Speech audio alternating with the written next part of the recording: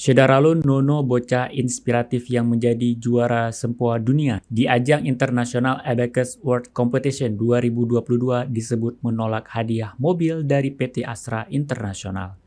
Informasi itu disampaikan ibu kandung Nono, Nuryati, saat dihubungi Kompas.com melalui sambungan telepon pada Sabtu 28 Januari 2023. Nuryati mengungkapkan mereka sempat mengunjungi kantor pusat Astra dan diterima oleh Direktur Astra beserta Ketua Yayasan Pendidikannya. Menurut Nuryati, Nono sempat diminta memilih mobil sebagai hadiah, namun putranya menolak. Karena menolak hadiah mobil, Nono pun diberi bonus oleh Astra untuk menginap di hotel selama 3 hari dan berjalan-jalan keliling Jakarta. Nuryati dan putranya sempat mengunjungi beberapa tempat, salah satunya adalah Monas.